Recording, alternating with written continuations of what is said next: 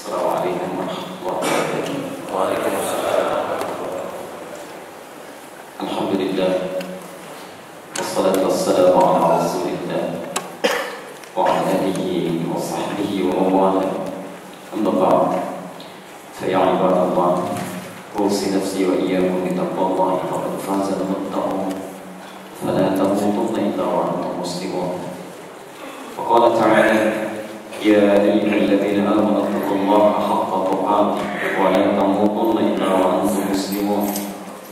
وقال يا أيها الناس اتقوا ربكم الذي خلقكم من نفس واحدة وخلق منها زوجها وبث منهما رجالا كثيرا ونساء واتقوا الله الذي تساءلون به والأرحام إن الله كان عليكم رقيبا.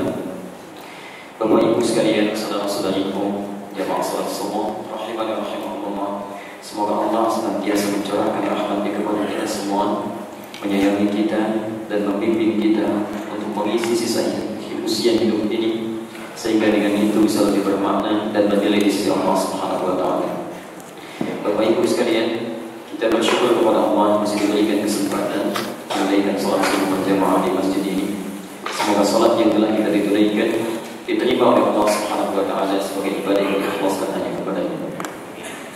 Dalam salat subuh tadi, imam kita membacakan akhir juz 2 di surah Al-Baqarah, tepatnya di ayat 244 sampai dengan ayat 246. Rakaat pertama dibacakan ayat 244 sampai ayat 245. Ada pesan kuat yang ingin disampaikan di ayat ini, terlebih di ayat 245. Perhatikan kalimat Qur'annya. Man dzalladzi yuqridu Allaha qardan hasanan. Siapapun, man itu merujuk pada kalimat subjek tanpa batas. Mau lelaki, mau perempuan, mau besar atau kecil, tua ataupun muda. Man dzalladzi yuqridu Allaha. Ini panggilannya lembut sekali, lembutnya.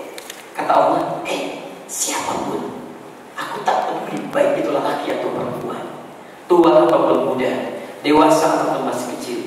Alladzi yuqridullaha, siapa yang mau menyisihkan, menggadaikan waktu hidupnya sedikit saja karena Allah, insyaallah.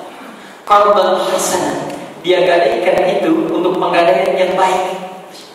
Jadi ada orang yang menggadaikan waktu dan aktivitasnya karena dunia, yang ini dia sisihkan karena Allah. Ada orang yang setelah fajar dia olahraga, yang ini dia sisihkan untuk taklim mendekat kepada Allah. Ada orang yang malam-malam dia sisihkan untuk dunia, nonton bola, yang ini dia sisihkan untuk Allah, bangun tahajud. Insyaallah. Fayudha'ifu lahu adha'afan katsira. Insyaallah. Maka waktu yang dia berikan karena Allah ini, Allah akan lipat gandakan pahalanya, tak terlukiskan bagi dia. Subhanallah. Bapak Ibu sekalian, kalimat terakhirnya ini yang paling menggugah. Fayudha'ifu lahu adha'afan katsiran wallahu yaqdiru wa yabsutu wa ilayhi turja'un. Kamu mesti sadar itu. Wallahu yaqdiru wa yabsutu. Mudah bagi Allah itu untuk mengambil waktumu atau memperlebarnya. Jadi Allah itu bisa menyempitkan waktu kita dengan berbagai kesibukan ataupun melapangkan hati kita dengan berbagai aktivitas yang bermakna. Tapi yang penting kita catat, wa ilaihi turja'un. Satu saat kalian akan pulang. Jadi ada seakan-akan ada kesan di ayat ini, jangan terlalu sibuk dengan dunia. 24 jam Allah berikan bagi kalian, kata Allah itu, gak nonton banyak. Masya Allah. Coba untuk perhatikan, dalam sehari 24 jam itu, dari ibadah pokok berapa persen yang dituntut oleh Allah? 24 jam. Sholat kita yang fardu berapa kali? 5 kali. Paling khusyuk berapa menit? Bisa kurang lebih 10 menit. Berapa yang dituntut oleh Allah? 50. Kalau ditambah dengan sunnahnya, yang rawatib saja misalnya, yang pokok ada 12 itu, ya. Hadis riwayat Muslim nomor hadis 720, ditafsir di At-Tirmidzi nomor hadis 415, ya. Dari Ummu Habibah itu menerangkan bahwa Rasulullah SAW beliau menyampaikan, man shalla isnatai asyrata rak'atan, siapa yang menunaikan 12 rakaat yang sunnah, ya, yang mengikuti yang fardunya, bunya lahu bihinna baitun fil jannah, maka Allah akan bangunkan bagi orang ini karena salat yang dia tunaikan itu satu rumah di surga. Ya Rasulullah, salat apa saja itu semua? Maka ditafsir di At-Tirmidzi nomor hadis 415. Insyaallah. Arba'an qabla dhuhri, 4 rakaat sebelum zuhur, rak'ataini ba'daha, 2 rakaat setelahnya, rak'ataini ba'da al-maghrib, 2 rakaat setelah maghrib, rak'ataini ba'da al-isya, 2 rakaat setelah isya, wa rak'ataini qabla as-subhi, dan 2 rakaat sebelum subuh. Masya Allah, 12 rakaat dibangunkan oleh Allah rumah di surga kalau kita konsisten menunaikannya. Kalau bertambah 12 rakaat ini yang sifatnya juga cepat, ya, paling-paling tambah 10 menit lagi. 50 tambah 10 menit 1 jam. Jadi antum itu dari 24 jam. Yang dituntut oleh Allah tidak banyak, 1 jam. Insyaallah. Nah, dari yang pokok ini plus misalnya tambah 10 menit, ya, Allah menawarkan tawaran yang sangat lembut kepada kita. Ada nggak yang mau lebih daripada itu? Sisihkan sebagian waktunya untuk Allah. Mau nggak? Ya. Mau nggak ketawa itu? Nanti kalau Anda bisa menyisihkan, Allah akan balas berlipat-lipat tak terbayangkan. Fayudha'ifahu lahu ad'afan katsirah. Saya mau lukiskan sebentar ya. Kalau Anda belajar bahasa Arab itu, kita akan sering kali menangis itu pada karunia Allah Subhanahu wa taala. Unik bahasa Quran itu. Coba dilihat Al-Baqarah 261, kita bandingkan ya.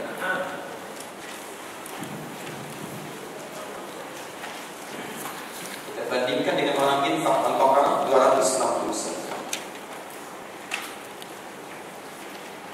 Yang ini Quran surah Al-Baqarah ayat 245. Kita akan coba bandingkan dengan Al-Baqarah 261.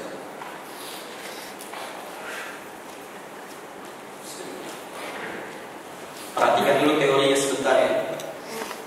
Dalam kalimat bahasa Arab, sesuatu yang digandakan itu setidaknya punya 2 kata, 2 istilah. Yang pertama ada dha'afa yudha'ifu pakai tasydid. Dha'afa yudha'ifu tad'if.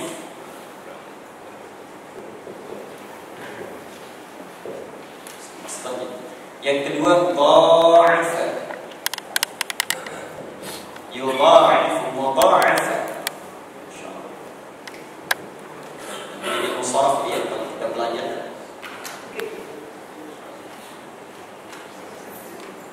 Perhatikan sini.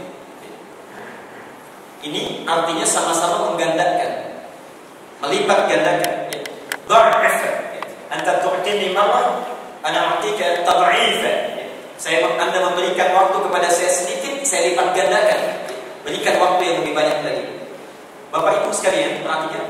Dua-duanya punya arti yang sama, sama-sama melipat gandakan. Yuk kita lihat keunikannya dari sisi bacaannya saja. Dha'afa dengan dha'afa yang kedua, panjang mana bacaannya? Dha'afa. Kenapa dibaca panjang? Ada alif. Alif penunjuk pada mad. Ada rumus dalam bahasa Arab, nanti dalam ilmu Allah disebutkan sesuatu atau satu huruf yang bertemu dengan alif maka dia dibaca panjang. Itu dari hukum tajwid. Tapi dalam ilmu as-sarf nanti di hukum makna ada kitab namanya Ma'anil Huruf, makna-makna huruf. Nah, sesuatu yang dibaca dengan alif bentuknya panjang, ini menunjukkan di antara maknanya menunjukkan sesuatu yang banyak tak terlukiskan atau sesuatu yang panjang tanpa batasan. Kenapa di Quran melipat gandakan tidak pernah menggunakan hamzah tapi menggunakan alif? Ada kesan yang ingin disampaikan. Bila engkau berikan kebaikan kepada Allah, akan diberikan pahalanya banyak tanpa batasan. Doa iftitah dalam sholat apa baca? Allahumma barik. Itu ada di Al-Bukhari nomor hadis 711 dari Abu Hurairah.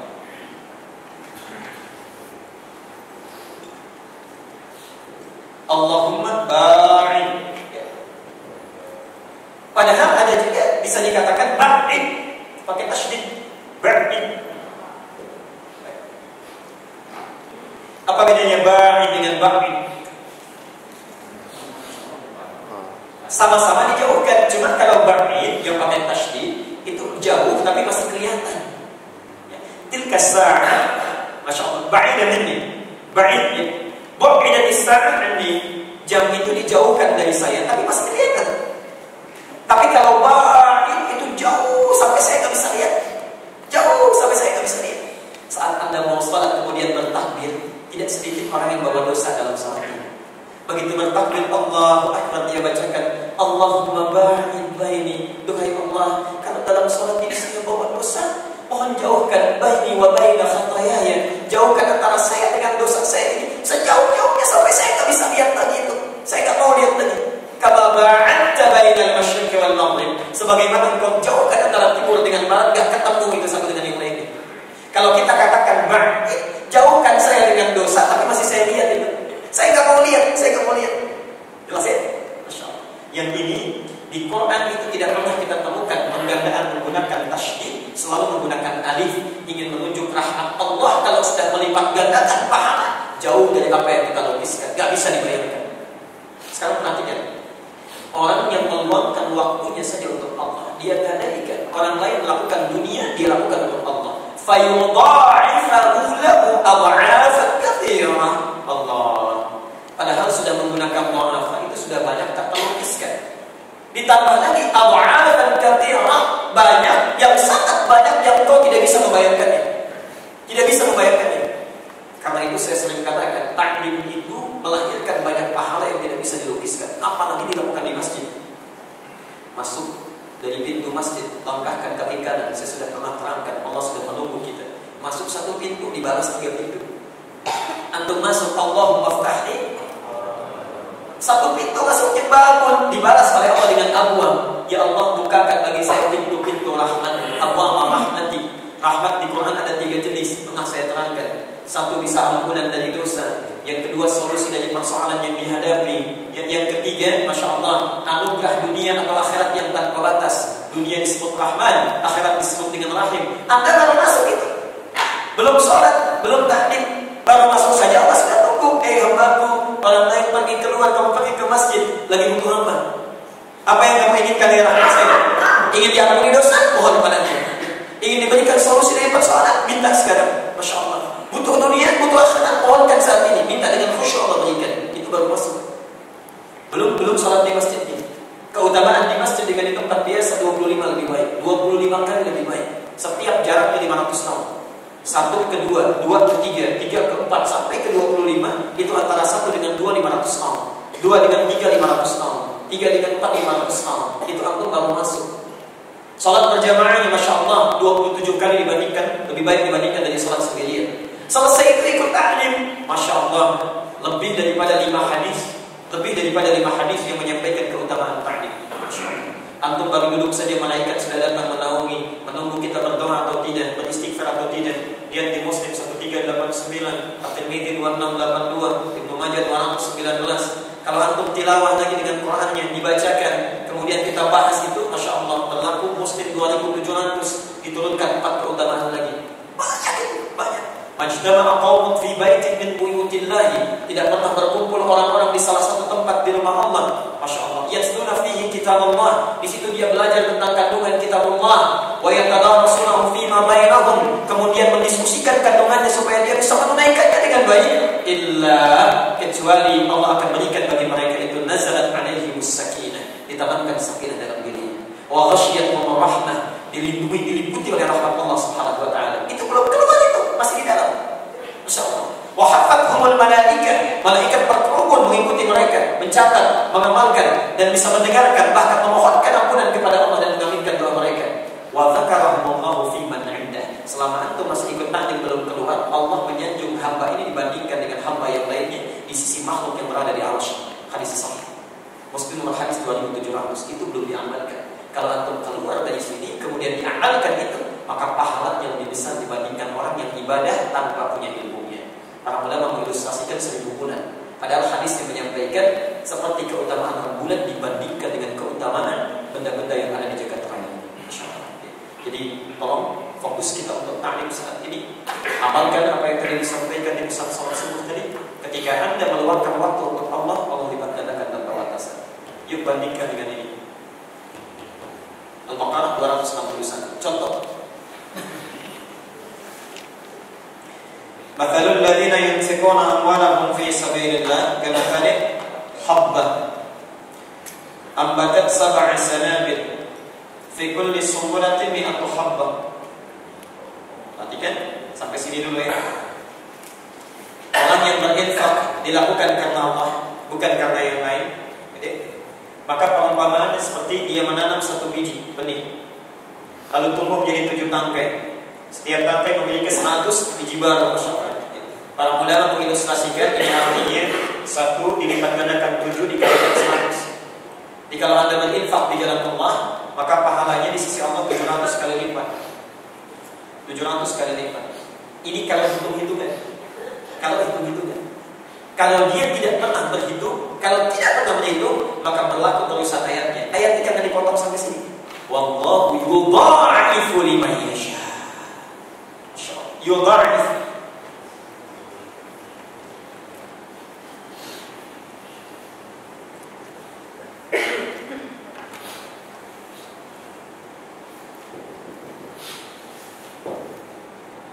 Dan Allah akan melipat gandakan lagi tanpa batasan. Lihat ada alifnya.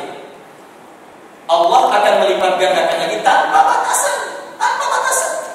Liman yasha, bagi siapa yang dikehendakinya dalam berinfak itu. Nah, kata para ulama, kalimat liman yasha ini, liman yasha,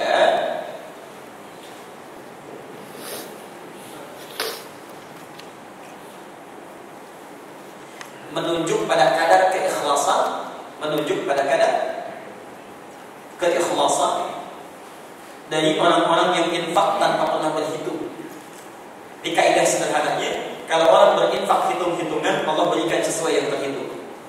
Ketika Anda tidak berhitung dengan keikhlasan, maka Allah lipat gandakan tanpa hitungan itu.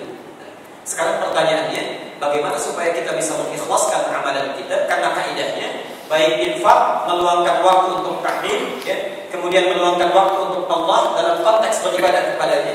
Jadi ukuran ayat ini ingin menunjukkan Allah memberikan pahala berlipat itu sesuai dengan kadar keikhlasan. Apapun amalan kita. Bagaimana caranya supaya bisa ikhlas? Nah, itulah yang akan kita bahas sekarang ini. Ya. Hadis yang pertama dari kita Riyadhus Shalihin. Sebelum kita bahas, jadi yang ingin saya sampaikan, maksud saya, pesan subuh tadi kita diminta oleh Allah untuk memberikan pesan kepada kita. Mohon jangan terlalu sibuk dengan urusan dunia sehingga lupa untuk pulang. Suatu saat kita akan meninggal. Wa ilaihi turja'un, kata Allah, kapan saja kamu bisa meninggal. Kita nggak tahu kalau dari sini barangkali satu di antara kita itu diwafatkan oleh Allah. Sudahkah siap bekalnya? Kalau Anda merasa belum siap bekalnya, ya seharusnya tidak disia-siakan lagi waktu kita. Kalau belum puluhan tahun sudah ada yang sia-sia, sisanya jangan disia-siakan lagi. Ya. Semoga Allah membimbing kita untuk bisa melakukan banyak amal kebaikan. Baik, mari kita bacakan bahasan kita untuk hari ini. Di pertemuan yang lalu kita sudah membahas tentang judul atau topik bahasannya mengenai kalimat babul ikhlas wa ihqam niyyah fi jami'il a'mal wal aqwal wal ahwal al-barizah wal khafiyah. Bab yang menerangkan tentang keikhlasan dan menghadirkan niat dalam setiap aktivitas hidup kita, baik yang sifatnya berwujud perilaku ataupun sesuatu yang tak nampak dalam diri kita berupa perkataan atau keadaan yang tampak ataupun yang disembunyikan. Sekarang kita akan masuk pada pembahasan dalilnya. Saya ingin memberikan pemahaman dulu beda antara Al-Arba'in dengan Riyadhus Shalihin. Imam An-Nawawi ketika mengarang Al-Arba'in itu ditujukan untuk pendidikan dasar-dasar hadis, ya. Kalau kita sudah paham itu semua, maka setidaknya memperbaiki keadaan diri kita secara personal. Saya sudah terangkan itu, ya. Kalau sudah baik seseorang ini, levelnya dinaikkan dari 42 hadis belajar itu, insya Allah secara pribadi baik, ya. Sudah bisa meniatkan amalan dengan baik. Yang kedua, sudah bisa bedakan mana tuntunan yang benar, mana tuntunan yang salah. Yang ketiga, sudah bisa memprioritaskan mana amalan yang paling prioritas, mana yang sebagai tambahan. Yang keempat, bisa menunaikan dengan baik mana yang Rasul tuntunkan, mana yang tidak dituntunkan. Yang kelima, bisa mengutamakan kepentingan akhirat dibandingkan kepentingan dunia. Itu baru pribadi personal. Tapi sebaik-baiknya orang soleh secara pribadi, gaul dengan lingkungan yang keliru bisa berubah lagi. Menemukan teman yang salah bisa berubah lagi. Dikaranglah kemudian 1896 hadis untuk menyempurnakan yang 42 itu. Jadi kalau Anda sudah belajar Al-Arba'in sempurna itu, maka naik levelnya, naik tingkat ya, kepada Riyadhus Shalihin untuk disempurnakan. Karena itu saat membahas Riyadhus Shalihin tidak langsung kepada hadis, tapi dinaikkan juga kadar referensinya, ditambah dengan ayat Quran ya, sebelum membahas dalil-dalil hadisnya. Mari kita bacakan dulu ayat Qurannya. Dalil tentang pembahasan ini di antaranya firman Allah Subhanahu wa taala. Qala Allah taala, Allah Subhanahu wa taala berfirman, surah Al-Bayyinah ayat 5, "Wa ma umiru illa liya'budullaha mukhlishina lahud-din." Teruskan, jangan dipotong sampai di sini. "Hunafa'a wa yuqimus salata wa yu'tuz zakata wa dzalika dinul qayyimah."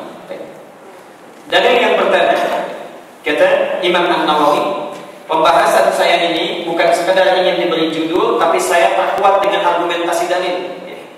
Awas, ini manhaj kita dari para ulama salaf, termasuk sampai kepada kita. Beragama itu tidak cukup dengan melakukan sesuatu, mesti paham argumentasinya. Sehingga dengan mengerti argumentasi itu, kita bisa yakin mengamalkan apa yang kita lakukan. Tidak ada keraguan ketika beramal, karena tahu dalilnya. Yang kedua, saat dipersoalkan oleh orang, kita bisa menjawabnya. Kekurangan kita selama ini, kalau dipersoalkan oleh orang, cepat goyah kita, karena tak punya argumentasi. Karena itu Imam An-Nawawi mengajarkan apapun yang kita lakukan, usahakan minimal paham dasarnya, mengerti argumentasinya. Jadi kalau ada orang mempersoalkan, nah ini mohon maaf, alasan saya begini beramalnya. Barangkali antum punya pertimbangan lain, silakan, tapi ini dalil saya, ini alasan saya. Kata Imam An-Nawawi, kalau Allah Ta'ala, bagian yang pertama, bab tentang keikhlasan ini didasari oleh firman Allah Subhanahu wa taala di surah Al-Bayyinah ayat yang kelima. Wa ma umiru, dan tidaklah mereka diperintahkan untuk melakukan aktivitas di muka bumi ini illa liya'budullaha, kecuali aktivitas itu mesti menjadi ibadah karena Allah Subhanahu wa taala. Insyaallah. Jadi antum dari mulai bangun tidur sampai tidur lagi, itu kata Allah semestinya jadi ibadah. Semestinya jadi ibadah. Bangun tidur ibadah, ke toilet ibadah, mau makan ibadah, minum ibadah, olahraga ibadah, bekerja jadi ibadah. Masya Allah, harus jadi ibadah. Kalau ada yang tidak jadi ibadah, itu rugi itu. Karena kata Quran 24 jam itu pasti jadi ibadah. Yuk kita lihat ya. Karena itu Nabi SAW memberikan pesan kepada kita. Pertemuan yang lalu sudah kita bahas. Untuk menjadikan semua aktivitas itu menjadi ibadah, itu mesti diniatkan karena Allah. Jadi bangunnya karena Allah, makannya karena Allah, bahkan ke toilet pun karena Allah, mau kerja karena Allah. Itulah niat yang diperangi di situ. Itulah niat. Nah, orang-orang yang tidak pernah menyertakan nama Allah dalam aktivitasnya, makan biasa saja. Yang satu Bismillah, ini biasa saja. Berangkat kerja, Bismillah, yang satu biasa saja. Yang satu yang melakukan karena Allah jadi ibadah, yang satu lagi yang tidak meniatkan karena Allah, maka menjadi rutinitas harian dia, rutinitas saja. Akhiratnya dia nggak dapat, dunianya dapat sesuatu. Atau kalau makan kenyang nggak? Nah itu yang paling bahaya. Kenapa harus makan sampai kenyang? Kalau kenyang malas baca Quran. Kalau kenyang, alhamdulillah, dia susah bangun tahajud. Makan secukupnya, sekadarnya. Sesuatu yang mengenyangkan itu biasanya menuntut kepada yang lainnya. Nabi mengajarkan sepertiga cukup, sepertiga untuk minum, sepertiga untuk nafas ya. Kalau 3/3 untuk makan, 3/3 untuk minum, ya 3/3 untuk nafas. Kapan Nabi untuk ibadahnya? Masya Allah. Saya pernah ceritakan di sini di kitab Al-Qushairiyah itu. Ada seorang ulama yang makan saja perhitungan. Ya. Saya ulang sekali lagi itu. Ada seorang ulama biasa makan sawi. Ya. Gak pernah makan nasi. Ditanya oleh sahabat dia, Syekh, katanya, lima lam ta'kulil urs. Syekh, kok gak makan nasi dalam hidupnya? Saya gak pernah lihat. Kata orang ini, saya sudah hitung-hitung, pada hasil itu gaya. Saya sudah hitung-hitung. Lau akaltul uzzat, kalau saya makan nasi itu, Masya Allah, lafaqadtu sab'ina dzikratan, maka saya akan kehilangan 70 kali zikir. Kalau saya makan nasi, saya kehilangan 70 kali zikir. 5, kok bisa? Kata orang ini. Sebab kalau saya makan sapi, makan bubur, saya ambil itu bubur, saya makan, sekali hirup sudah hilang semua, sudah selesai makannya. Tapi nasi itu begitu dimakan dikunyah dulu, Masya Allah. Saat saya punya itu, saya sudah hitung kehilangan 70 kali zikir. 70 kali zikir, Anda bayangkan. Ya, Masya Allah. Jadi ada orang yang saat makan saja dia sudah hitung itu. Bagaimana supaya waktunya itu tidak kehilangan berpikir kepada Allah Subhanahu wa taala. Antum ada di mana? Ya. Belum kalau ditambah dengan tempe, tambah dengan ayamnya, Masya Allah. Ya. Tambah lagi dengan sayur asamnya. Kapan zikirnya? Cita-cita masuk surga. Surganya paling tinggi bersama Nabi. Gak tanggung-tanggung mintanya Firdaus. Artinya di mana? Dan yang tadi itu bukan sahabat, bukan tabi'in. Orang-orang bertakwa, orang-orang saleh. Masya Allah. Orang-orang saleh. Jadi ini yang disebut oleh Allah, "Man-dzal ladzi yuqridullaha qardan hasanan." Qardan hasanan. Nah, apakah kalau selama puluhan tahun ini itu kalau makannya, bayangkan kalau kita dari sejak baliknya itu mulai belajarnya, mulai bekerjanya, mulai beraktivitasnya, saat antum hidup sampai sekarang ini berapa persen yang sudah jadi ibadah itu? Berapa persen? Ada penelitian menunjukkan setengah usia manusia itu rata-rata umumnya dipakai tidur. Umumnya. Jadi kalau saya ambil rata-rata yang ada di sini bisa saja, bisa 40 tahun lah bisa saja. Kalau 40 tahun usianya tapi pakai tidur berapa tahun? 20 tahun. Setengahnya 20 tahun lagi digunakan untuk beraktivitas. Beraktivitas. Makannya, minumnya, bekerjanya, ngobrolnya, plus gosipnya ada di situ juga. Maksiatnya. Saya mau tanya, dari 20 tahun ini berapa persen jadi ibadah? Berapa tahun yang jadi ibadah? Bisa setengahnya, 10 tahun. Jadi orang yang usianya 40 tahun itu bakal ibadahnya yang potensial itu cuma 10 tahun. Sudah pasti diterima belum? Belum tentu. Apa syaratnya? Ikhlas. Berapa persen yang ikhlas? Dari 10 tahun ini berapa tahun yang ikhlas? Ambil setengahnya bisa 5 tahun. Jadi orang 40 tahun saja amalan yang paling bisa dia tenang dihadapkan kepada Allah, bahagia dia menerimanya itu cuma 5 tahun. Orang yang usianya 40 tahun, amalan yang paling selamat bagi dirinya, yang ikhlas itu, yang potensialnya cuma 5 tahun. Mohon maaf, dosanya berapa tahun? Dan kita masih bisa tertawa itu, masih bisa senyum kita.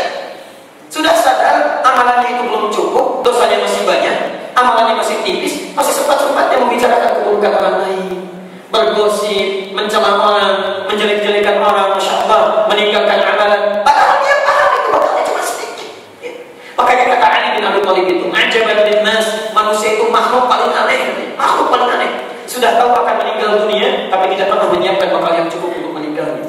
Tahu dia tentang surga, tapi selalu melakukan amalan yang menjauhkan dia dari surga.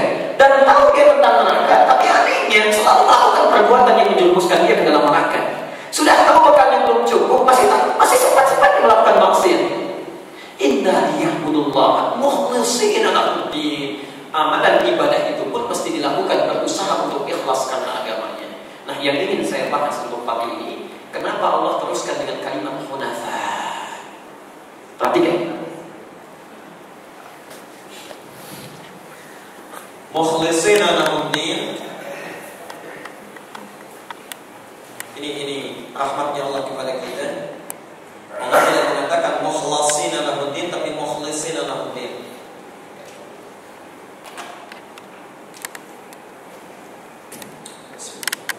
Mukhlishin lahu-d-din. Perhatikan sini. Saya sudah terangkan di 2 pertemuan yang lalu perbedaan antara mukhlas dengan mukhlis. Kalau disebutkan mukhlas, mukhlasin seperti di Al-Hijr ayat yang ke-40 itu, illa ibadaka minhumul mukhlasin, itu artinya orang yang sudah benar-benar ikhlas. Sudah ikhlas dia, berhasil ikhlas. Orang yang seperti ini yang susah ditembus oleh setan. Setan sendiri mengatakan, saya gak bisa tembus orang seperti ini. Memang digoda tapi gak bisa ngaruh. Begitu datang sudah tidak berpengaruh, mental lagi, ini mukhlas. Itu direkam di surah Al-Hijr. Hijab itu benteng. Ada orang yang membentengi dirinya dengan setan. Begitu setan mau masuk sudah kena bentengi. Itulah mukhlas. Sedangkan mukhlis, orang yang berusaha untuk ikhlas. Beda antara mukhlis dengan mukhlas. Mukhlas sudah ikhlas, mukhlis berusaha untuk ikhlas, berusaha. Jadi yang dituntut oleh Allah kepada kita itu usahanya saja. Allah itu sangat paham, susah sekali meraih keikhlasan. Kita berusaha untuk ikhlas saja, Allah sudah berikan pahala. Karena itu dia punya sifat namanya asy-syakur. Syakur. Asy-syakur.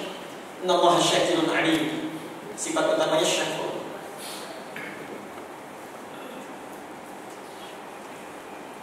Asy-syakur itu yang masih berkenan menerima walaupun sangat sedikit. Yang masih berkenan menerima walaupun sangat sedikit. Antum keluar dari as-salam ini bisa makan lontong sayur di depan. Ya, si abangnya cuma ngasih satu potong. Kan suka dipotong-potong gitu ya. Bagian kita orang lain misalnya satu lontong dipotong-potong, bagian kita cuma satu potong aja, satu potong kuahnya dikit. Mau gak diterima? Tidak, Masya Allah. Minta tambahan ya? Allah tidak. Walaupun cuma 0,sekian %, ada kadar usaha di situ masih diterima oleh Allah. Itulah bedanya Khalik dengan makhluk. Dia punya sifat asy-syakur. Karena itu, jangankan hambanya ikhlas, baru berusaha untuk ikhlas pun Allah sudah terima. Yang saya tuntut beragama itu, dalam hal kalian beragama itu, kata Allah, mukhlisin, berusaha untuk ikhlas. Saat berusaha itu pahala datang kepada kita. Nah, yang paling menarik Bapak Ibu sekalian, kalimat ad-din ini kemudian dibagi dua oleh Quran. Dibagi dua. Satu, bentuknya hunafa, jamak dari kata hanif. Jamak dari kata hanif. Bagian pertama ini adalah hal yang mengenai akidah, keimanan kita, akidah. Sisi akidah. Yang kedua, hunafa wa yuqimus shalah, yuqimus shalah wa yu'tuz zakat, ya, yu'tuz zakat. Yu'tu az-zakat. Yang ini terkait dengan ibadah. Perhatikan, yang dituntut oleh Allah, kita berusaha ikhlas menjalankan agamanya. Apa yang di agama itu? Intinya ada dua kata Allah dalam Quran. Intinya ada dua. Satu, hanif atau hunafa dalam menjalankan akidah keimanan kita. Jadi prinsip akidah itu mesti hanif. Jamaknya hunafa. Prinsip dalam ibadah yang paling penting ada dua. Ini tiangnya, ya, fondasinya. Satu salat, yang kedua zakat. Perhatikan, orang yang menyempurnakan kedua hal ini, maka disebut agamanya dengan agama yang dasarnya sempurna. Wadzalika dinul qayyim, bukan din biasa. Karena ada orang lain yang punya din, beragama juga, tapi tidak hunafa dalam akidahnya. Ya. Ada orang yang din juga, tapi tidak yukim dalam salatnya, tidak yuku dalam zakatnya. Nah, sekarang kita bertanya, ya Allah, apa yang dimaksud dengan hunafa ini? Kita lihat keterangannya. Ya, kalau Anda punya kitab ini bagus sekali, ya. Bagus sekali. Ya, syarahnya di bawahnya. Wal maqsudu bil hunafa, adapun yang dimaksud dengan kalimat hunafa, ay ma'ilina an jami'il adyani ila dinil Islam. Masyaallah. Yaitu menepikan segala kepercayaan-kepercayaan yang lain dan hanya yakin dengan Islam. Jadi tidak boleh ada sedikit pun ragu terhadap agama kita, dan tidak boleh ada sedikit pun pengakuan terhadap agama yang lain. Itu yang disebut dengan hunafa. Jadi tidak boleh, jangankan, mohon maaf ya, jangankan dalam lisannya, dalam hatinya pun tidak boleh ada keyakinan yang lain lebih bagus. Benar, ya, maaf, agama Islam ini memang agama yang benar, tapi yang lain tidak menutup kemungkinan salah. Itu bukan hunafa. Ya. Hati-hati. Saya sering mengatakan ada aliran yang sangat berbahaya. Ini lebih bahaya dibandingkan dengan kemusyrikan. Itu yang disebut dengan sekular, pluralisme dengan liberalisme. Itu sangat berbahaya. Terutama liberalisme dan pluralisme itu sangat berbahaya. Sangat berbahaya. Kenapa? Kalau orang syirik sebelum meninggal dia masih bisa tobat. Nanti kita bahas tentang umat. Syiriknya luar biasa sebelum masuk Islam. Tapi masih bisa tobat. Dijamin masuk surga, dan satu-satunya sahabat yang bidadarinya sudah jelas menunggu di surga. Spesifik ya. Karena umat itu selalu berdoa saat di dunia, duhai Allah, mohon nanti berikan pasangan kepada saya saat di akhirat, bibirnya begini, hidungnya begini, Masya Allah ya. Jadi jelas gak akan tertukar itu bidadari Umar itu. Kata Rasulullah, busyra laka ya Umar, bahagia kamu Umar, bidadari kamu sudah menunggu di surga katanya ya. Gak akan akan ditukar dengan bidadari antum itu, ya. Karena antum belum jelas masuk surga. Itu aman. Lihat sini. Kenapa dikatakan berbahaya? Orang syirik masih bisa tobat, tapi aliran ini itu bisa menghambat orang untuk dapat hidayah. Satu kali non-muslim mau masuk Islam, begitu mau masuk Islam datang pada orang seperti ini yang salah. Dia katakan, untuk apa Pak? Semua agama itu sama, Tuhannya sama, cuma cara menyembahnya yang beda. Orang mau dapat hidayah, dia hambat. Orang mau sembuh dari penyakitnya. Ada terkenal homoseksual, misalnya lesbian, dia mau tobat, mau menyembuhkan penyakitnya, dikatakan kepadanya, ini fitrah kamu dalam kehidupan. Tidak usah, ini bagian dari fitrah, ini hak asasi manusia kamu. Masya Allah, ini yang sangat berbahaya. Ini sangat berbahaya. Jadi dalam hal ayat ini, orang-orang yang benar akidahnya itu selalu yakin dengan agamanya dalam kebenaran. Dia tidak akan ragu dengan agamanya dan tidak pernah menyatakan, bahkan dalam hatinya sekalipun, untuk meyakini bahwa agama lain itu lebih benar. Atau bahkan sekedar mengatakan agama lain pun ada benarnya. Jadi kalau Anda sudah mengatakan inna dina indallahil Islam, Ali Imran ayat yang ke-19 itu, maka pasti dalam hati kita sudah menolak yang lainnya. Enggak ada itu. Jadi tidak benar kalau ada yang mengatakan, karena itu di Madura ada yang ceramah dari orang-orang yang kalangan tadi, saya tidak perlu menyebutkan nama. Dia katakan iman itu terbagi dua. Ada iman subjektif, ada iman objektif. Bikin bingung gitu. Apa itu iman subjektif katanya? Yaitu iman secara subjektif yang meyakini bahwa Islam itu yang terbaik pilihan saya. Sedangkan iman objektif tetap menganggap yang lain pun ada benarnya. Itu bikin bingung gitu. Itu bikin bingung, Masya Allah. Karena itu langsung turun ketentuan dalam Al-Quran. An-Nisa ayat 140. Wa qad nazzala 'alaikum fil kitabi. Hei, ingat, sudah tetap ketentuan di dalam kitab Al-Quran ini. An idza sami'tum ayatillahi yukfaru biha wa yustahzau biha. Kalau satu kali Anda dengar ceramah, informasi, seminar dari manapun, ayat-ayat Allah itu diolok-olok, dibelokkan dari makna yang sebenarnya, fala taq'udu ma'hum. Jangan sekali-kali duduk bersama mereka, dengarkan acaranya, dengarkan seminarnya, walaupun gelarnya sudah mentereng. Mau doktor, mau profesor, mau bicara apapun, kalau sudah menyimpang dari tuntunan Al-Quran dan Sunnah Nabi SAW, jangan capek membuang energi. Energi kita itu mahal untuk mendengarkan yang seperti itu. Buang-buang waktu, buang-buang tenaga. Innahum hatta yaqumu ila fi haditsin wa ghairihi, sampai mereka berpaling kepada pembicaraan yang lebih bermanfaat lagi. Innahum idzan mithluhum, lama-lama kalau dengar seperti mereka, ujung-ujungnya nanti seperti mereka juga. Enggak sholat juga. Masya Allah, anak kita dididik dari TK, di kandungan dibacain Quran, begitu lahir dimasukkan yang halal. Masya Allah, dirawat dari TK, SD, SMP, SMA-nya Islam, semuanya bagus. Masuk universitas, diharap-harap jadi orang yang baik, ketemu yang seperti itu, ujung-ujungnya berubah. Betapa banyak ada orang tua yang mengadu, Masya Allah, Ustaz, Masya Allah, anak saya bisa begini ya, bisa begini, ketimbang ngapain sholat. Orang-orang yang nggak sholat bisa pintar, bisa kaya. Masya Allah, ya. Allah salli ala Muhammad. Jadi itu khonafat.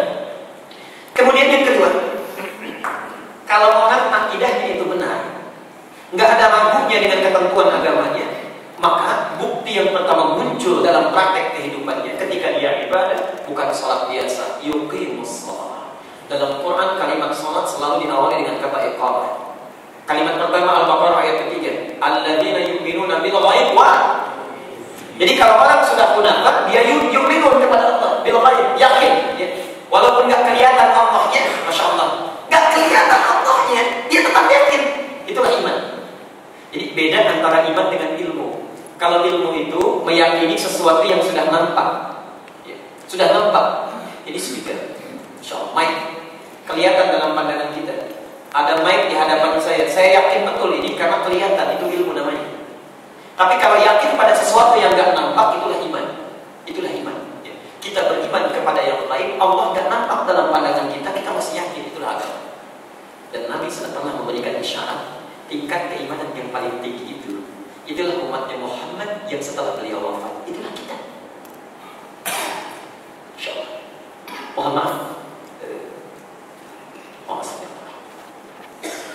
Satu kali Nabi sedang duduk dengan para sahabat yang beliau menyampaikan, ashtaqu bi ikhwani, katanya.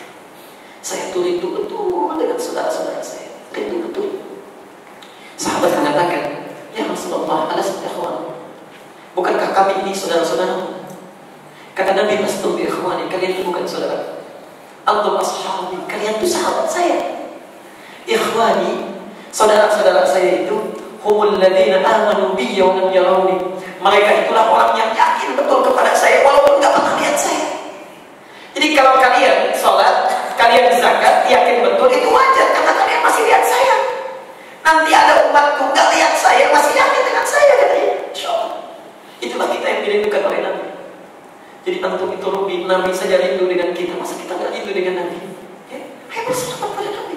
Minta kepada Allah supaya bertemu dengan Rasulullah. Beliau merindukan kita. Itu Muhammad itu, Bapak Ibu sekalian semua senang. Masya Allah. Riwayatnya sahih. Ketika akan masuk surga, pintu surga itu ditutup. Itu tuh sampai seseorang datang kepada surga itu. Ketika akan masuk ditanya oleh malaikat penjaga, "Man anta?" Siapa engkau? Kata beliau, "Muhammad." "Saya Muhammad." Kata penjaga surga ini, "Aku diperintahkan tidak untuk membuka pintu surga sebelum kau masuk pertama kali."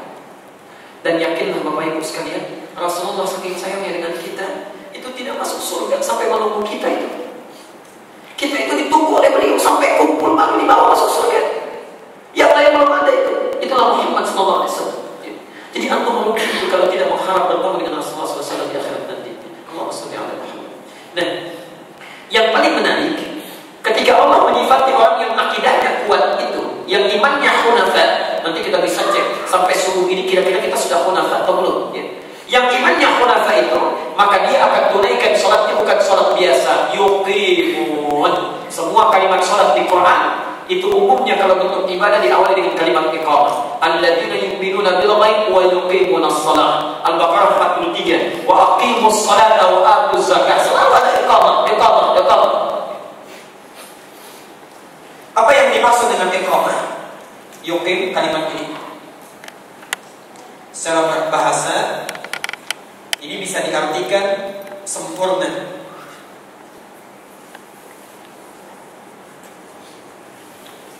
Perhatikan, di situ terjemahannya menegakkan sholat, oke? Itu kalimat kiasan sebetulnya, kiasan. Kalau orang dalam militer itu berdiri, ya, yang tegak, yang bagus, maka disebut dengan berdiri apa? Berdiri sempurna, tegak sempurna. Ya. Kalimat yuqim ini asal katanya sebetulnya sesuatu yang sempurna. Jadi kalau orang itu imannya, akidahnya itu hunafa, hanif, maka dampak pertama ketika dia ibadah kepada Allah, maka ibadahnya tidak mungkin dilakukan kecuali dengan sempurna. Sempurna, nggak asal-asalan, tidak asal-asalan. Apa di antara ciri iqamah ini, ciri sempurna ini? Cirinya dua kata Quran, cirinya dua. Satu, Al-Baqarah ayat 45 sampai 46. Quran surah 2 ayat 45 sampai 46. Insyaallah. Khusyuk. Ciri pertamanya khusyuk. Khusyuk. Wasta'inu bis-sabri was-salah wa innaha lakabiratun illa 'alal khashi'in. Kalian semua minta tolonglah pada Allah dengan sabar. Maksudnya ikhtiar dulu, kemudian minta tawakal lewat salat. Wa innaha lakabiratun. Ingat, salat itu sangat sulit sekali ditunaikan. Sulit sekali. Illa 'alal khashi'in, kecuali bagi orang yang sempurna menunaikannya, yaitu orang yang khusyuk. Insyaallah. Orang yang khusyuk. Jadi kalau orang akidahnya itu benar, akidahnya itu hanif, maka dampaknya ketika dia ibadah, pertama kali misal salat dia kepada Allah, dampak pertamanya tidak mungkin salat yang ditunaikan kecuali khusyuk dia. Khusyuk. Bagaimana cara khusyuk itu? Alladzina yadhunnuna annahum mulaqu rabbihim. Masya Allah, saat dia akan salat, dia sudah mempersiapkan diri. Ini saya mau ketemu Allah. Mau ketemu Allah, Masya Allah. Dia siapkan dirinya, berpenampilan yang baik. Antum, sekarang jam 6 kurang seperempat lebih. Antum kalau diberikan informasi nanti jam 7 kita sama-sama akan bertemu audiensi dengan Pak Wali Kota. Jam 7 nanti. Anda ganti baju atau tidak? Baik. Pakaian yang baik atau tidak? Mau ketemu Pak Wali Kota saja, pakaian kita sudah diganti. Sudah baik, Masya Allah. Segala perlengkapannya bagus. Tapi saat dipanggil oleh Allah, yang tiap hari memberikan kebutuhan kita, memaafkan kalau salah, mengampuni kalau berbuat dosa, menyembuhkan kalau sakit, kita mau proposal saja ke Pak Wali Kota, itu belum tentu cair sekarang. Allah, Masya Allah, kita datang merangkap dibalas dengan berjalan, datang berjalan dibalas dengan berlari, dosa sebesar apapun masih mau diampuni.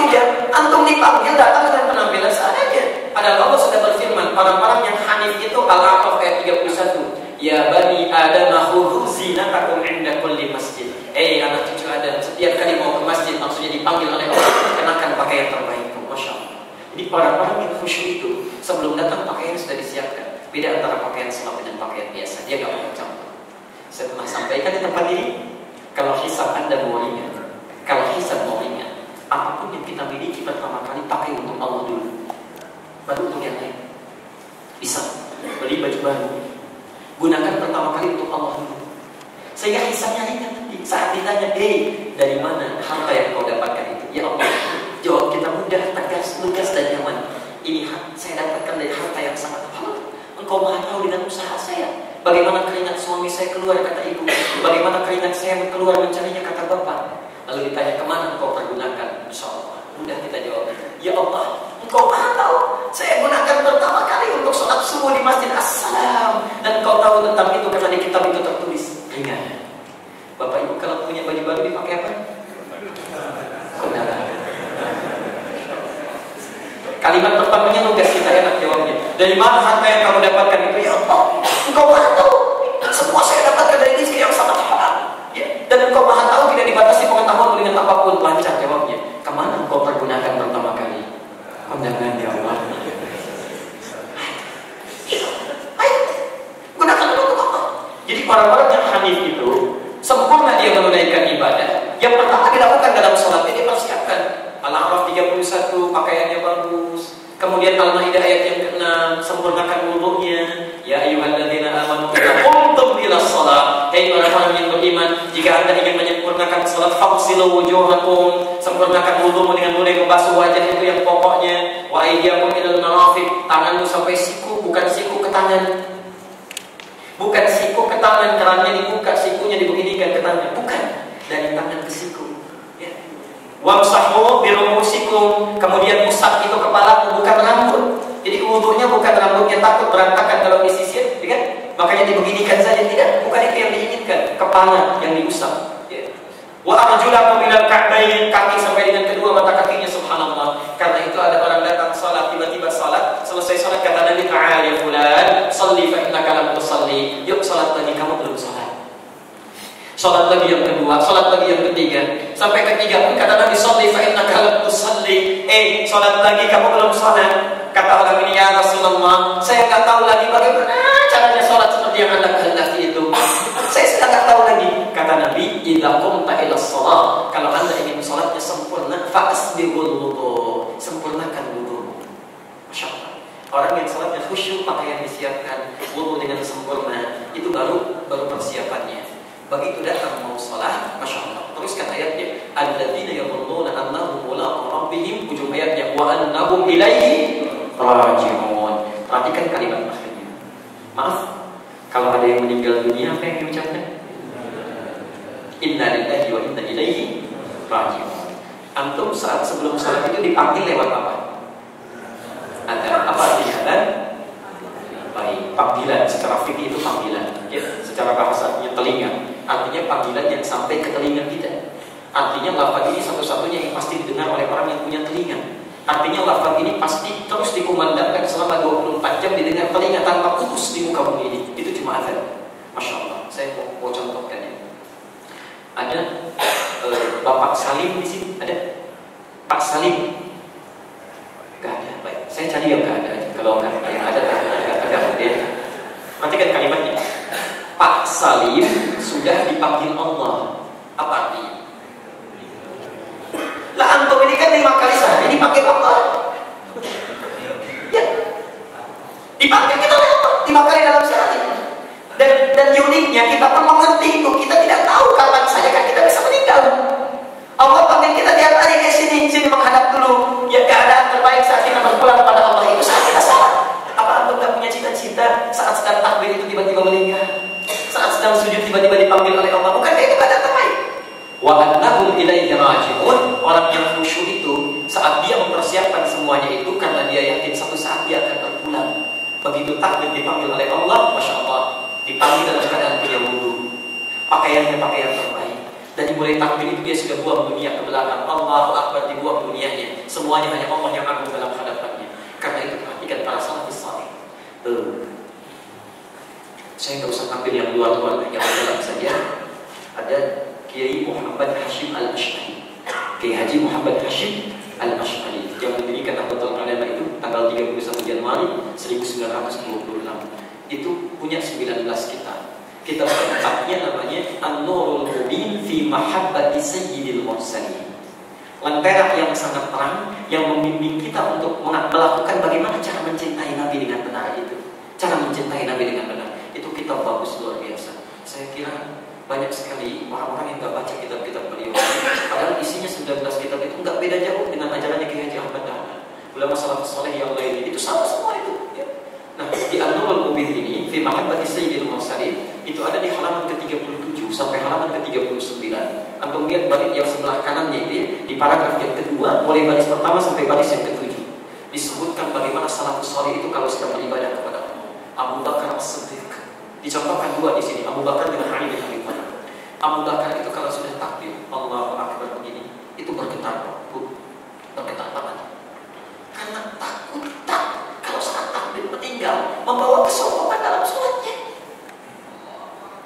Nah itu, padahal sudah mengatakan Allahu Akbar, Allah yang paling akbar. Saat sholat tidak ada yang paling agung, semua ditinggalkan. Itu beliau untuk orang paling kaya, masya Allah, hartanya banyak, kedudukan dunianya tinggi, masya Allah. Dijamin masuk surga melalui lisan Nabi. Amalannya kata Rasulullah pahanya saja tak sebanding dengan amalan umat manusia. Saat sholat baru takbir masih takut kebetulan. Kalau saat sholat itu membawa sekecil saja dari dunianya kepada Allah Subhanahu Wa Taala. Takut keliru ketika lisannya mengatakan Allahu Akbar, Allah yang paling akbar. Khawatir ada dunia yang dibawa sehingga menyatukan antara dunia dengan keagungan terhadap Allah ini. Takut luar biasa teman-teman. Takut beliau. Abu Bakar. Kita ada di mana? Surga nggak jelas. Amalan berantakan, hisab masih menegangkan. Masya Allah, kadang-kadang dalam takbir pun lisannya Allahu Akbar, tangannya mengangkat seperti ini, dunia masih masuk dalam kepala kita. Itu Abu Bakar. Ali bin Abi Thalib, masya Allah, satu kali kakinya itu kena duri. Sahabat membantu untuk mengeluarkan karena sakitnya luar biasa, masya Allah. Ya. Beliau sampai kesakitan, tak kuat dikeluarkan itu. Ada seorang datang, kata orang ini, cukup hentikan. Saya tahu bagaimana cara mengeluarkannya. Biarkan saja. Begitu datang panggilan adzan ke Masjid Ali bin Abi Thalib, sholat sunnah di situ. Dalam sholat itu dikeluarkan duri. Nyaris tidak ada berubah ekspresinya. Tetap begini saja. Tetap begini. Wajah tidak berubah. Padahal tadi baru dipegang sudah kesakitan. Yang ini saat sholat gak ada antara beliau kecuali dengan Allah Subhanahu Wa Taala. Umar bin Khattab ditusuk dari belakang dengan pedang bermata dua. Kalau pedang satu itu melukai, pedang bermata dua itu untuk membunuh, itu sudah niat. Ditusuk diam saja. Karena orang ini tahu gak mungkin bunuh Umar dalam keadaan jaga. Bisa-bisa dia yang tewas gitu ya. Datanglah dalam keadaan sedang mengimami sholat. Saat pertama itu, masya Allah. Begitu sedang takbir datang dia ditusuk dari belakang beberapa kali. Umar diam. Sahabat yang repot dari belakang tersungkur beliau. Diteruskan sholatnya sampai datang mengucap, masya Allah. Ketika assalamualaikum beliau sendiri yang ambil itu. Itulah sholat. Gak ada hubungan beliau dengan Allah karena yakin meninggal saya bisa kapan saja. Jadi setelah beliau itu sholat, Allahu Akbar wa annahu ilaihi raji'un. Dia merasakan kalaupun sholat ini mungkin jadi sholat yang terakhir, dipanggil dalam keadaan sholat ini itu yuqim sholat. Nah sekarang sampai subuh ini, yuk kita evaluasi. Saya, antum, kita semua ada di mana? Sudah yuqim sholat atau belum? Ya. Kalau belum yuqim sholat, artinya agama kita akhirnya belum hadis itu. Belum 100%. Karena itulah saat kita sholat itu, kita sudah diberikan apa-apa setelah adzan apa? Setelah adzan sebelum sholat. Iqamah itu isyarat bukan supaya kita bangun sholat, bukan. Iqamah itu isyarat yang memberikan gambaran kepada kita supaya siap-siap. Sekarang mau sholat, hadirkan perasaan kita, buang dunia jauh-jauh, rasakan pada diri kita. Mungkin dalam sholat ini kita meninggal, sudah lupakan dunia. Kalau sudah meninggal itu gak ada dunia yang dibawa-bawa. Itu maksudnya. Di saat Anda mendengar Allahu Akbar, mau wafat sekarang ini, ayo agungkan Allah saja, bukan yang lain. Asyhadu an la ilaha illallah. Ayo, syahadatnya sudah siap atau belum? Kalau ditanya malaikat nanti bisa jawab atau tidak. Hadirkan suasana itu, hadirkan. Karena itulah orang yang sholat benar-benar itu sudah tunduk dia, pasrah dia. Ya, masya Allah. Istaqimu, rapatkan, luruskan sabnya. Istaqimu, hadirkan kenikmatan untuk ibadah, khusyukkan diri kita semua. Ya, masya Allah. Itulah istaqimu maknanya. Bukan tegak lurus, bukan itu yang dimaksudkan. Itu secara fisik. Yang terakhir, kita berhenti dulu. di sini. Yang terakhir, yang kedua, kalimat yuqimus shalah. Yang pertama tadi khusyuk. Yang kedua itu juga berarti Al-Ankabut Quran surah 29 ayatnya sama, ayat 45 di awal ayatnya. Awal ayatnya. Utlu ma uhiya ilaika minal kitab wa aqimus shalah. Yang kedua, kalimat yuqimus shalah ini juga mengandung arti paham, mengerti bacaan dan gerakan salat yang dilakukan. Paham, mengerti bacaan dan gerakan salat yang dilakukan. Bagaimana antum bisa khusyuk dalam salat kalau nggak paham apa yang dibaca? Kalau nggak mengerti apa yang dilakukan? Masya Allah, orang yang nggak paham dengan bacaan salat, Allahu Akbar, lisannya Allahu Akbar, tangannya bergerak, tapi karena nggak paham, pikirannya kemana-mana. Seharusnya yang terjadi, lisan mengucapkan Allahu Akbar, pikiran menerjemahkan Allah Maha Besar, hati merasa, ya Allah, Engkau yang Maha Besar. Tapi kenapa saya selalu merasa besar dalam hidup ini? Angkuh terhadap pasangan hidup saya, sombong dengan tetangga saya, merasa yang paling hebat dalam lingkungan kehidupan saya. Itu datang kekhusyuan. Karena kita nggak paham dengan apa yang dibacakan, Masya Allah, ya, setan datang. Namanya Khanzab.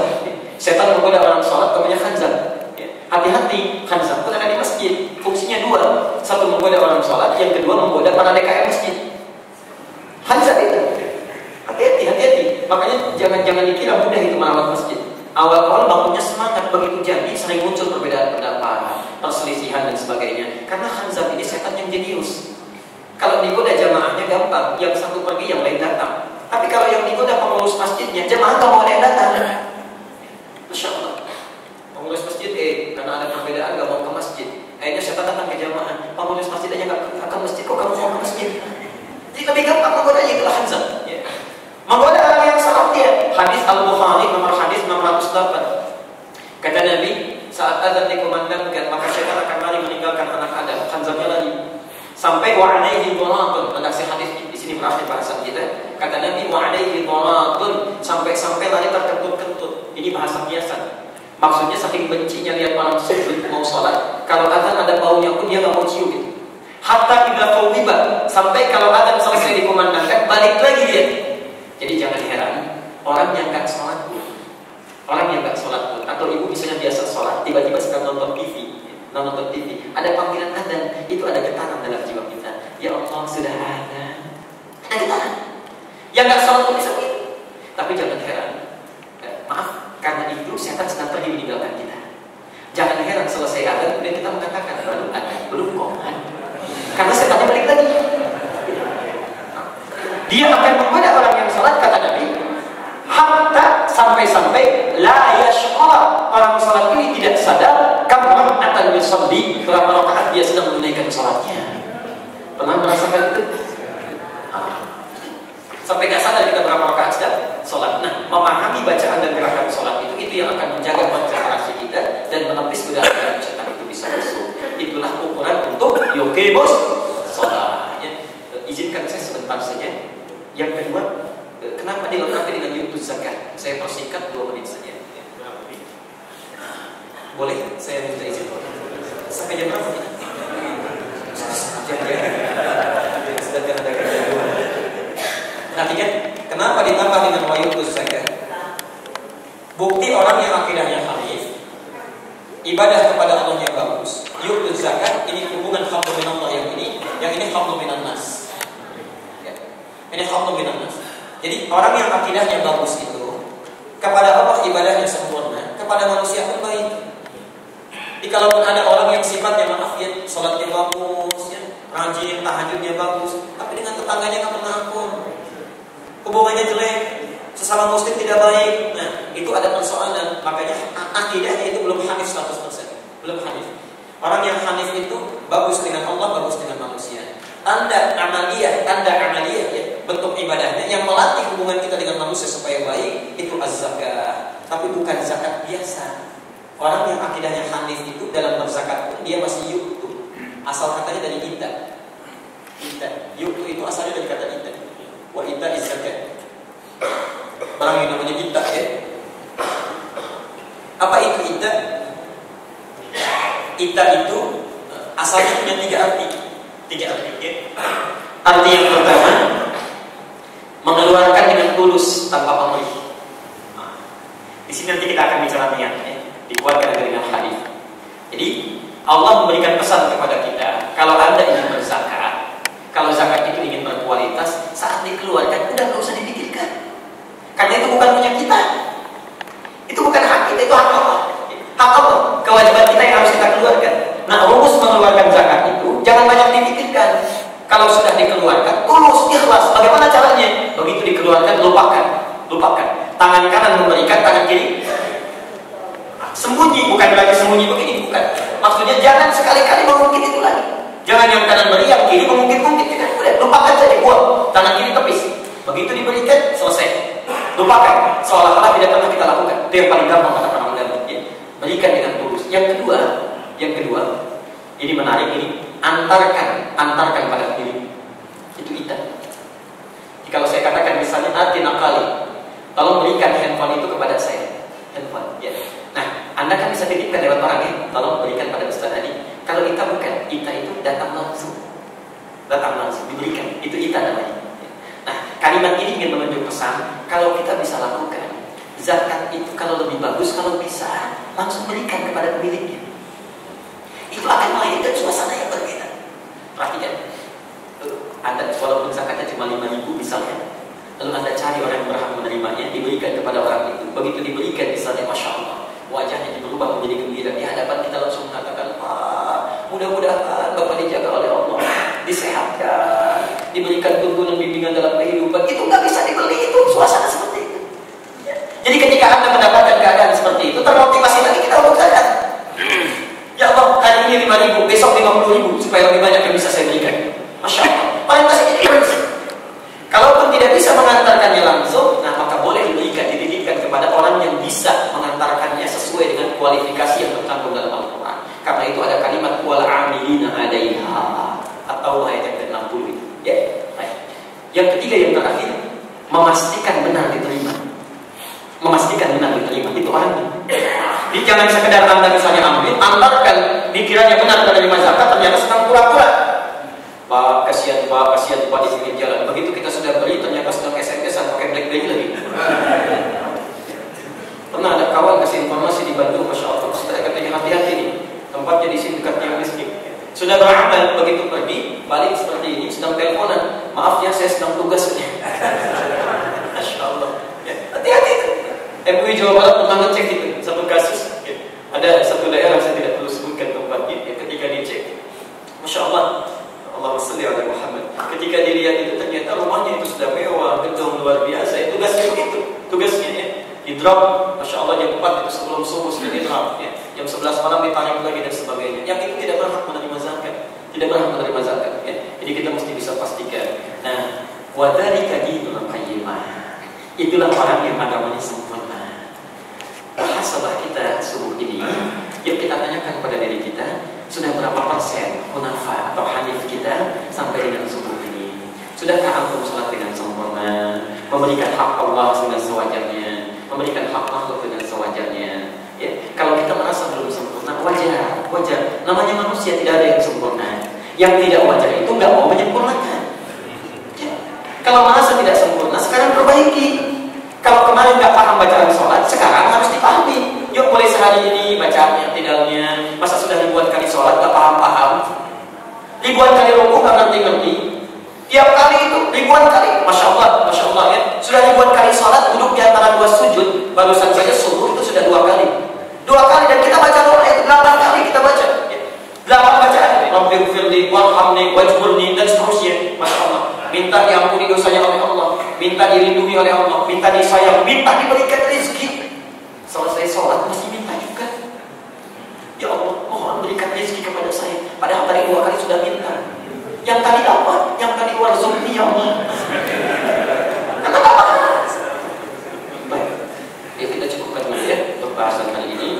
Nanti untuk menguatkannya, ya Allah, bagaimana cara supaya saya menjadi hanif itu? Saya sekarang ingin berusaha, ingin memperbaiki diri. Disitulah nanti Imam An-Nawawi mencantumkan langsung tuntunan Nabi, bukan cara kita, karena kita nggak tahu caranya. Karena itu nanti dihadirkan hadis-hadisnya. Kalau di Al-Arba'in cuma 1 hadis, di sini nanti ada hadis pertama, hadis kedua, hadis ketiga. Memperbaiki hati dulu, setelah itu keamalan, ya, lalu dicontohkan sahabat, dicontohkan kemudian orang-orang saleh. Itu yang nanti kita bahas. Bagaimana caranya di pertemuan yang selanjutnya insya Allah ya. Saya berikan waktu barangkali 5 menit saja supaya ada syuruknya ya. Kita selesai, kita salat syuruk, masya Allah itu insya Allah dapat pahala apa? Tahu dari mana? Hadis mana hadis?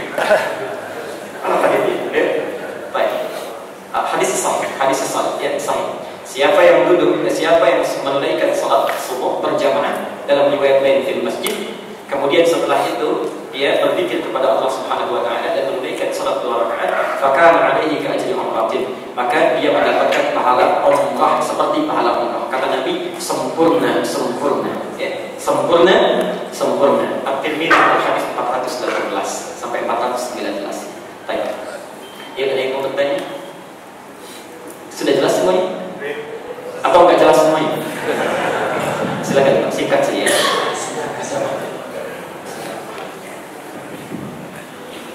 Ustaz, kalau lihat penjelasan Ustaz tadi sepertinya kita ini masih jauh sekali. Waduh, jadi gimana bicaranya pusing juga ya. Jadi pertanyaan saya begini Ustaz, tadi kan salah satu caranya itu kan memahami sholat, bacaan sholat itu.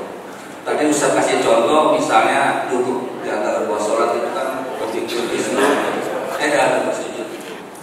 Lalu Ustaz tadi bilang loh kok setelah sholat minta lagi gitu. Tapi kan kita memang ini kan banyak doa gitu. Kalau perlu enggak 2 kali 100 kali gitu. Minta segala macam minta sebanyak-banyaknya gitu. Waktu jalan Ustaz. Baik, bagus pertanyaannya. Pertama, kita merasa jauh sekali dari yang tadi. Kalau sudah merasa jauh, ya dekatkan. Sudah tahu jauh, mesti jauh-jauhkan juga ya. Kalau sudah tahu jauh, dekatkan. Pertanyaannya bagaimana cara mendekatkannya ya? Apa baik ya apa dalam kita? Kalau sholat yang kemarin belum paham, sekarang pahamkan. Kemarin belum ke masjid, baru 1 kali, sekarang 5 kali ya. Kemarin belum tahajud, sekarang tahajud. Sehingga lebih dekat kita dengan Allah, lebih dekat kita, masya Allah ya. Jadi kalau tahu diri kita itu jauh, sekarang dekatkan. Kemarin belum paham bacaan sholat, hari ini sehari saya ingin paham itu bacaan Allahu Akbar apa artinya, iftitah apa artinya. Sehari pelajari itu, sehingga besoknya saat sholat begitu dibaca, ini kita paham. Saya sangat punya keyakinan akan lain suasana sholat kita ketika Anda memahami bacaan itu. Lain rasanya, ada kenikmatan tersendiri ya. Nah, kata beliau tadi salah satunya, tak apa salah satu, jangan salah semuanya ya. Salah satunya adalah ketika duduk di antara 2 sujud kita baca, kita nggak paham apakah memang dilarang kita berdoa setelah sholat itu, ingin berdoa lagi, tidak dilarang. Yang saya maksudkan bukan larangan untuk berdoa. Yang saya maksudkan adalah ketidakmampuan kita memahami dalam bacaan sholat kita itu mengulang lagi apa yang sudah kita mintakan. Pengulangan ini standarnya sama dengan yang diminta tadi. Seharusnya orang berdoa setelah sholat itu yang belum diminta saat sholat, yang belum diminta. Makanya Nabi itu jarang-jarang berdoa setelah sholat. Jarang-jarang beliau itu. Setelah sholat beliau langsung zikir. Kalau meminta Allahumma wassalam minka salam tabarak ya dan jalali wal ikram, selesai. Jarang-jarang beliau, kecuali ada hajat yang sangat khusus. Selesai zikir baru beliau berdoa. Jarang-jarang, karena yang semua diminta sudah ada dalam sholat. Sholat itu kan namanya doa secara fikih. Doa itu kan permintaan. Antum dari takbir aja udah minta itu. Allahumma ba'id baini wa baina khataaya, itu udah minta. Ya Allah, jauhkan antara saya dengan kesalahan yang saya perbuat sebelum sholat, seperti Engkau jauhkan antara timur dengan barat. Itu sudah minta. Iftitah, masya Allah, dalam keadaan berdiri datang lagi hadis qudsi. Kata Allah, idza qala al-'abdu iyyaka na'budu wa iyyaka nasta'in. Kalau hamba membaca dalam salatnya iyyaka na'budu wa iyyaka nasta'in, qala Allah azza wa jalla, Allah merespon bacaannya itu, hadza baini wa baina 'abdi. Hambaku, ini perjanjian antara saya dengan kamu ya, masya Allah, ini kewajiban antara saya dengan kamu. Wa li 'abdi, kalau hambaku benar menjadikan aktivitasnya sebagai ibadah sebelum salat, masalah apa yang kamu minta sekarang ini saya kabulkan, apapun yang kamu minta. Paling penting itu belum selesai sholat. Makanya Nabi Zakaria itu minta kepada Allah supaya istrinya itu bisa mengandung. Bisa mengandung itu dulu, itu minta. Dalam berdiri dia minta kepada Allah. Ali Imran ayat 38 sampai 39. Hunalika da'a Zakaria rabbah. Di mihrabnya Nabi Zakaria memohon kepada Tuhannya. Qala rabbi habli min ladunka dzurriyyatan thayyibah. Tuhai Allah, saya sudah ikhtiar untuk dapat keturunan sampai sekarang enggak dapat juga. Saya mau dengan tanpa batas, dengan kuasa tidak akan pernah terhalang. Innaka sami'ud du'a, mohon kirimkan kepada saya Allah dari sisimu, Engkau pasti mendengar doa saya. Fanadatul malaikatu wa huwa qa'imun yusalli fil mihrab. Tiba-tiba datang malaikat masih berdiri. Datang malaikat menyeru, "Anallaha yubashshiruka bi Yahya." Zakaria, Allah kasih kabar gembira kamu akan punya anak. Langsung dari Allah namanya Yahya. Kapan terjadi? Wa huwa qa'imun, masih berdiri dalam salatnya, belum selesai. Yusalli fil mihrab. Belum selesai salatnya sudah dijawab. Umat Muhammad sallallahu alaihi wasallam dimuliakan luar biasa oleh Allah. Tidak cukup dengan berdiri, 4 keadaan. Saat berdiri, hadisnya qudsi langsung berlaku. Apapun yang kamu minta sekarang saya berikan. Yang kedua, rukuk. Saat rukuk kita kan doa, kita kan mintanya, Masya Allah. Yang ketiga, saat sujud, perbanyak itu doa dalam sujudnya, Masya Allah. Yang keempat, saat sebelum salam. Itu yang pokok, yang lainnya tambahan. Tidak doa juga. Duduk di antara dua sujud doa juga. Antum subuh saja sudah berapa puluh doa yang dibacakan, apakah cukup juga? Masya Allah. Coba dalam berdiri saja, Allah sudah tawarkan, apapun aku kabulkan. Bapak kalau diminta oleh Allah, mau minta apa saja dikabulkan, mau minta apa?